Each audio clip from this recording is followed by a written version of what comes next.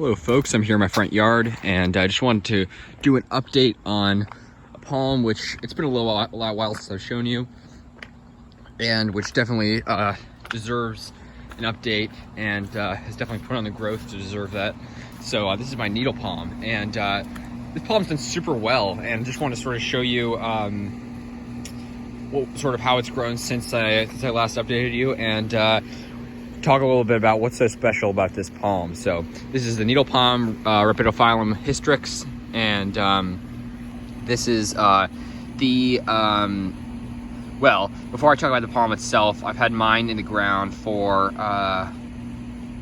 since March, I think, since around spring break of last year when I went to Pungo Palms nursery in Virginia Beach, Virginia, and I got it. I also got that sable miner right there, that beautiful sable miner, and a bunch of my other palms. And yeah, it's been in the ground a good while now, and you know, obviously this is a 100% bulletproof palm here. I'm, you know, if I was told to be the worst winter recorded in DC history, I still wouldn't need to protect this thing. It's just a super incredibly hardy palm. And yeah, so mine's been in the ground a little while. It's judging by the looks of it, you know, I got it when it was a bit smaller. It's probably from seed. I mean, it's probably at least a 3-4-year-old palm, and it's yeah, it's a nice specimen, and it's done really well. So I put it in the ground, and I also there's my lady palm over there, and I put this thing in the ground I think before my lady palm, but my lady palm, I didn't really water either of them. My lady palm somehow stayed completely green, because I guess because it's in a lot more shade. This is, I guess, a little more sunny. I don't know. It's not in that much more shade. And this thing actually got some browning on the frond, so I was a little worried. I gave it a little water, but I haven't really watered it since. And you can see it actually has almost no browning. I mean, it's actually done really well, and it's nice and green. And it just has this, unlike sable miner, which has this clear bluish tinge to the fronds. I mean, look at the difference. Look how this is like Fortunite green. It's just deeply green. And then it also has this, the filament and stuff. This is not the filament. This, you know, little white powdery stuff which you find on the edges of the leaves and the petioles and everything, and that's just sort of part of the leaf structure itself. And yeah, it's a beautiful species, and you can see, I love how just how this white little powder here lines the edge of the leaflets, and it gives it a very distinct look. Obviously very different from a Fortunite frond, so that helps distinguish it. Obviously, it's got, you know, people don't think of it as a trunking palm because they think the windmill palm is a trunking palm. This is not, but it does develop a small trunk. I mean, the sable miner doesn't develop a trunk until it's really old. This does develop a trunk. You know, this is a young specimen. It's actually already got a trunk, but it just never gets that big, and it also develops multiple trunks, so it sort of stays suckering and more like bush-like. But you can see I bought this when I had 2 suckers on it, both of which were very small. Now this one's really big. This one's like already over a foot, and then this one's also come out really nice. This was tiny when I got it. Gotta trim this one little frond leaf off, but yeah, it's done really well. It's putting out a lot of new spears.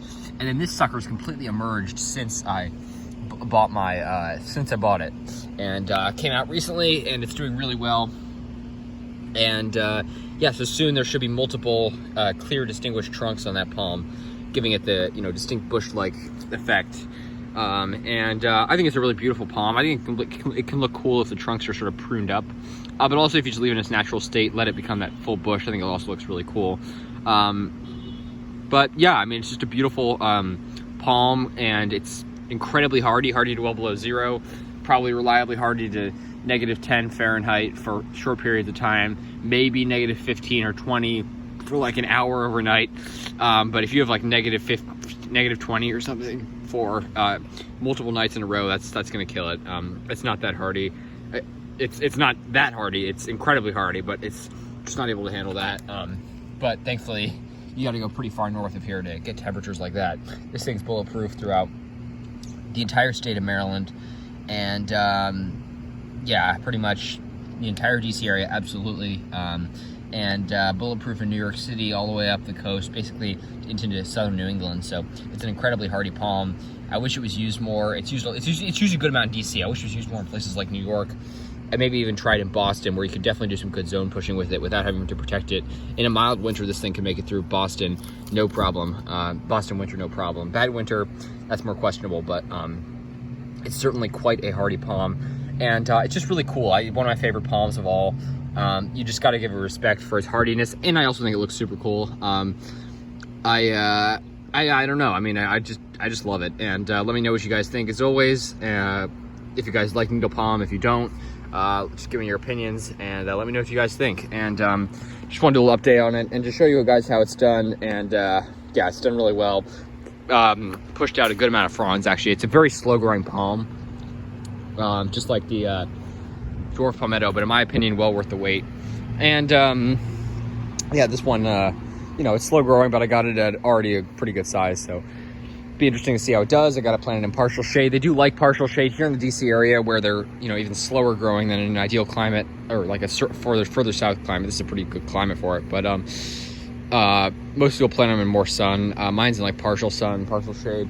But yeah, you can plant them in full sun. Even in Southern California, I've seen them planted in full sun, but they would require quite a bit of water there. But yeah, they're very adaptable palms, incredibly hardy, absolutely bulletproof in the DC area. If you're zone 6 or above, you pretty much do not need to protect this palm at all. That's places like Cincinnati, Philadelphia, New York, of course the DC area, Baltimore, all these cities. You do not need to protect them at all. Pittsburgh.